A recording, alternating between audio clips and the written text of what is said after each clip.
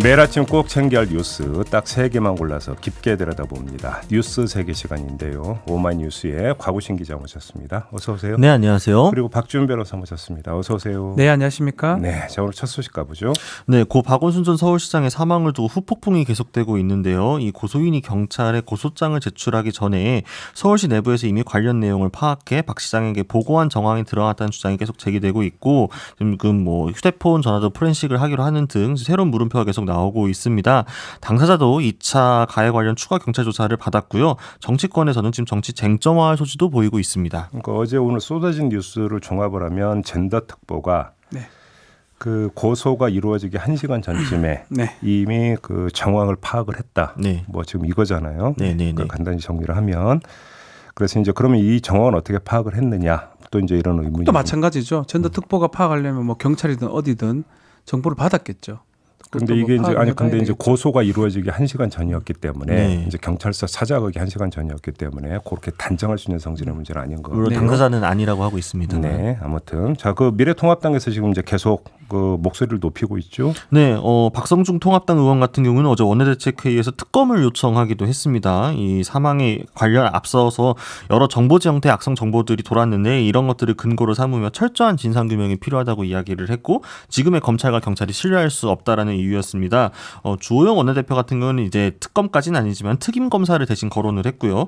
특임 검사를 임명하거나 특별수사본부를 설치해 이 성추행 사건의 진상도 명백히 밝혀야 된다라고 목소리를 높였습니다.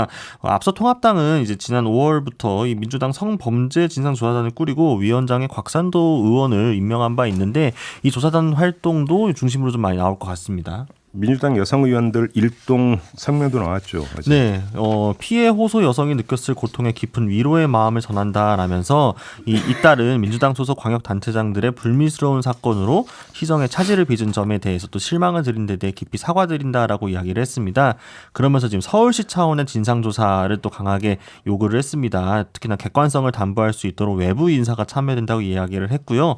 다만 이제 당 차원의 성찰과 특단의 대책 마련을 위해 최선을 다하겠다라는 정도로만 이야기를 하면서 구체적으로 이 뭐 민주당 차원의 진상조사 등에 대해서는 구체적인 입장을 내놓지 않았습니다. 네. 정의당으로 가보죠. 심상정 대표가 어제 사과를 표명을 했어요. 그 뒤에 또 논란이 다시 불거지고 있다면서요. 네, 그렇습니다. 이제 어제 의원총회에서 심상정 대표가 류호정, 장혜영 두 의원의 메시지가 유족분들과 시민들의 추모의 감정에 상처를 드렸다면 대표로서 진심으로 사과를 드린다라고 발언을 했습니다. 이제 앞서 두 의원이 조문 불참 의사를 밝힌 데에 대해서 일부 탈당 사태가 나오고 또 당내외 논란이 커지자 이야기가 나온 건데요. 심 대표 본인은 조문을 이미 갔다 왔죠. 근데 이제 이를 두고 언론에서 조문 거부에 대해 사과했다라고 보도가 나가자 논란이 더 커졌습니다. 이제 두 의원의 뜻에 공감했던 사람들이 당원들이 또 심 대표의 발언이 부적절하다고 비판하고 나선 건데요. 김도철 선임 대변인은 이 당 대표가 조문 거부 자체에 대해 사과를 한 게 아니라 피해자에 대한 두 의원의 연대 의사 메시지가 유족과 시민들의 추모 감정에 상처를 드렸다면 사과드린다는 메시지였다라고 해명을 했고요. 장혜영 의원 같은 경우에는 이제 또 어젯밤에 페이스북에 올려서 이 본인도 솔직히 좀 당황을 했었는데 이야기를 하고 나서 심 대표와 이야기를 하고 나서 심 대표가 본인의 관점과 행보를 여전히 존중하고 있다는 걸 확인했다라고 말을 했습니다. 근데 또 좀 헷갈리고 좀 모호한 게 조문 거부에 대한 사죄가 아니라 추모 감정에 상처를 드린 거에 대한 사과다. 이게 어떻게 교통 정리가 되는 건가요? 그러니까 지금 당내 메시지가 교통정리가 좀 안 되고 있는 거죠. 사실, 그러니까 그 추모 감정이 상했다고 하는 분들, 그러니까 좀 상처를 입었다고 하는 분들은 그 상처받은 이유의 핵심은 이 두 의원이 조문에 가지 않겠다라고 밝힌 부분에 대해서 상처를 받았다라는 건데 조문 거부 자체에 대해서는 이제 개별 의원들의 메시지이니 그거에 대해서 사과하는 게 아니라 메시지가 자칫 이제 피해를 입었을 분들의 마음에 상처를 줬을까 사과한다라고 이거를 분리를 뭐 명확하게 할 수 있는 건 잘 모르겠습니다. 이게 잘 분리가 안 되기 때문에 양쪽에서 더 그렇죠. 비판을 받고 있는 상황이 된 게 아닌가. 결국 정의당 탈당 이른바 러시 같은 게 일어나니까 심상 대표 입장에서는 또 이렇게 얘기를 한 것 같은데 메시지가 좀 계속 혼란스러운 것 같습니다. 당 혁신위원들하고 정의당 대표하고 얘기가 다르고 결국은 이게 더 나쁜 것 같아요. 오히려 더 믿을 수 없다. 아니면 뭐가 진심인지 알 수 없다. 더 갈등이 양상이기 때문에 조금 정리가 될 필요가 있지 않을까 그러니까 생각이 이제 드는데요. 사실 정의당 소속된 정치인분들 중에서 조문을 간 분들이 꽤 있어요. 많이 간 예, 걸로 알고 있습니다. 많이 갔고 그 심상정 대표는 처음부터 메시지를 낼 때도 이제 그 피해자에 대한 2차 가해는 안 된다라는 점을 분명히 하면서 이제 연대 차원 이야기도 하고 그러면서 유가족에 대한 위로의 메시지도 같이 보냈었는데 이제 좀 그런 부분들이 류호정 장혜영 두 의원의 메시지가 크게 부각되면서 가려지자 좀 뒤늦게 좀 그걸 수습을 해보려고 하다가 오히려 좀 화를 키운 게 아닌가 싶습니다. 사실 탈당 사태도 뭐 말씀을 드렸지만 사실 탈당을 실망하고 많이 나가는 분들도 있지만 좀 알아보면은 또 이 두 의원의 메시지에 공감해서 입당을 신청하는 분들도 꽤 있다라고 하거든요. 물론 총합으로 비교해 보면 어디가 더 훨씬 많다 뭐 이렇게까지 얘기할 수는 없겠지만 그런 와중에 그러니까 좀 오히려 양쪽에 다 실망을 주는 형태로 좀 이게 메시지가 귀결이 되면서 스텝이 좀 꼬였다 뭐 이렇게 볼 수 근데 있겠죠. 뭐 지금 정의당만이 아니라 좀 그 전반적으로 그 얘기를 좀 정리를 해야 될 것 같은데 국회의사당 밖에서 사실은 갑론을박 네. 나가서 어떤 갈등을 동반한 갑론을박이 좀 계속되고 있는 상황이잖아요. 그러면 이것을 수렴해야 되는 게 사실은 정치란 말이죠. 그렇죠. 그것을 그 국회의사당 밖에서 이루어지고 있는 이 갑론을박을 모아서 국회의사당으로 가져와서 사실 그러니까 공당으로서 입장을 정리를 하고 그거에 대해서 해결책을 제시를 하는 게 사실은 정치의 기능인데 오히려 정치가 더 혼란스러운 모습을 보이고 일종의 중구난방 그 양상을 보이면 도대체 정치의 기능이라고 하는 게 뭐냐. 이거 좀 따져봐야 되는 거 아니겠어요? 그게 사실 SNS가 좀 부추기는 것 같아요. 그래요?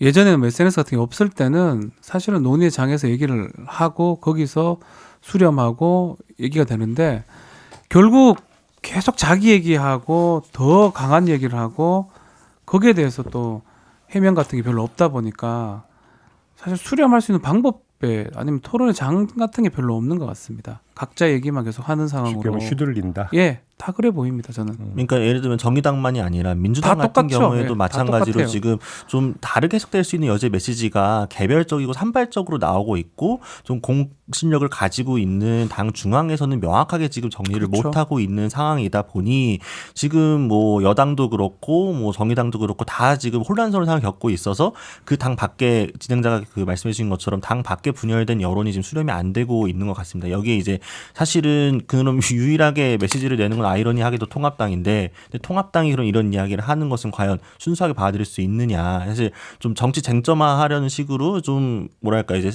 이야기하는 요구들이나 시점이나 뭐 그 메시지 등을 봤을 때 또 그게 또 여러 의견이 있을 수 있잖아요. 그러니까 결과적으로 그러니까 이럴 때일수록 조금 정략적인 차원에서 뭐 정무적 판단이라고 하는 걸 소위 내려놓고 그러니까 사실 유가족에게 연대하는 것도 고소하는 분들한테 연대하는 것 둘 다 필요한 거고 둘 다 해야 되는 건데 정치가 마치 양자택일 취사 선택의 문제로 가버린 것 같아서 이럴수록 오히려 더 고인의 명예가 더 훼손되는 게 아닌가 이런 생각도 해봅니다. 둘 다 가능해요. 예컨대 2차 가해하지 않고 예컨대 또 고인의 명예를 훼손하지 않는 방법 두 가지도 양립이 될 수 있는데 두 개가 안 되는 것처럼 서로 막 이 얘기를 자꾸 하는 쟁점화시키는 거거든요. 네. 이게 문제인 것 같습니다. 아무튼 뭐 여야가 지금 국회의사 일정에 합의를 했다는 소식이 전해졌대요. 네, 어제 네. 저녁에 합의를 했습니다. 아무튼 이제 이런 이야기는 국회 안에서 거기서 얘기하죠. 활발하게 이루어져야 되고 이제 상임위에서 이제 이루어져야 되는 건데 네. 일단 국회의사 일정에 합의를 봤다고 하니까 국회 안에서 이 이야기가 어떻게 정리가 돼 갈지 좀 지켜보도록 하죠. 자, 다음 뉴스로 넘어가죠. 네, 문재인 대통령이 한국판 뉴딜 국민보고대회를 어제 열었습니다. 그래서 대한민국 대전환을 선언을 했는데요. 문 대통령은 추격형 경제에서 선도형 경제로, 탄소 의존 경제에서 저탄소 경제로, 불평등 사회에서 포용 사회로 이 대한민국을 근본적으로 바꾸겠다라고 이야기했습니다. 그래요. 네. 구체적인 내용 좀 전해주시죠. 뭐 굉장히 많은데 간단하게 몇 가지만 요약을 해보자면요. 일단 이게 원래는 지난 4월에 공식적으로 추진을 하기로 했던 내용이었는데 크게 디지털 뉴딜, 이 디지털 경제 쪽이고요. 또 이제 그린 뉴딜, 그린 경제 이렇게 두 축으로 진행이 됩니다. 대규모 일자리를 창출을 하면서 이 포스트 코로나 시대 혁신 성장을 이끌겠다라는 건데요. 2025년까지 국고에서 114조, 이제 지자체 및 민간 투자를 합쳐서 총 160조 원을 투자를 하고 일자리는 190만 개의 창출을 약속을 했습니다. 또 10대 대표 사업으로 데이터댐, 인공지능 정부, 스마트 의료 인프라, 그린 리모델링, 그린 에너지, 친환경 미래 모빌리티, 그린 스마트 스쿨, 디지털 트윈, SOC 디지털화, 스마트 그린 산단 결단 등을 선정했습니다. 평가는 어떻게 나오고 있어요? 일단 정부는 상당히 기대를 하고 있고요. 이 방기선 기재부 차관보가 어제 브리핑에서 설명하는 걸 보면 일자리 190만 개 창출 목표도 보수적으로 잡은 거다라고 이야기를 했습니다. 성장률에 플러스로 작용할 것이라 전망을 했고 이 뉴딜이 완료되면 전기차, 수소차를 합해 133만 대가 거리를 누비고 또 70대 이상 세대들의 70%가 모바일 인터넷을 사용할 것이다. 또 스마트 그린 도시 확대, 미세먼지 차단습 조성 등 기대감에 증시 시장도 상당히 좀 호황을 보였습니다. 근데 반면에 우려도 꽤 큽니다. 당장 비대면 의료 제도화를 선언한 탓에 원격 의료 논란이 다시 재점화될 가능성이 커 보입니다. 의료계가 당장 반발하고 있고요. 데이터 센터 건립 같은 경우에도 지금 네이버의 용인 데이터 센터도 주민 반발로 난항을 겪고 있는 상황인데 이 국가 주도의 데이터 센터 건립이 나오게 되면 또 더 반발이 확산될 가능성도 있어 보이고 또 이 과거 정부가 창조경제 등 여러 이름 붙인 핑크빛 전망 내놓았지만 결과적으로 기대에 못 미친 부분이 많아서 좀 이런 부분의 필요성이 대두되고 있습니다. 환경단체들도 좀 상당히 우려를 표했습니다. 이제 강론으로 가면 너무나 이제 결이 네, 많기 때문에 여기서 뭐 강론을 이야기하기는 너무 힘들 것 같고요. 지금 사회 안전망 이야기도 있었습니까? 네, 그렇습니다. 이제 이번 뉴딜 목표 중에 하나를 고용보험 가입자를 현재 1,300만 명 수준에서 2,100만 명으로 900만 명, 800만 명 이상 확대하겠다라는 거였는데요. 아무래도 이제 과거 IMF 때나 2008년 글로벌 금융위기 등을 돌아보게 되면 위기가 커질수록 사회적 양극화가 좀 커지다 보고 이 불평등이 심화되는 경향이 두드러지다 보니 이번 코로나19 극복 과정에서는 이런 점을 좀 막겠다라고 나선 겁니다. 그래서 좀 문재인 대통령도 이번에 코로나 위기를 오히려 사회 안전망을 강화하고 불평등을 줄이는 계기로 삼겠다라고 선언을 했습니다. 자신감이 많이 보이더라고요. 좀 잘해야 되겠다. 대통령이 직접 이렇게 브리핑도 하고 또 뭐 정의선 회장도 나오고 뭐 그런 모습들이 일단은 준비는 많이 한 거로 보입니다. 또 정부 입장에서는 잘할 수 있다라고 보이고 싶긴 한데 이제 결국 실천의 문제이기도 하고 또 100년지 대계 아니겠습니까? 네. 당장 뭐 어떻게 나올 수는 없지만 지켜봐야 될 것 같습니다. 그러게요. 아니 뭐 그 보수적으로 잡아서 일자리 190만 개 창출.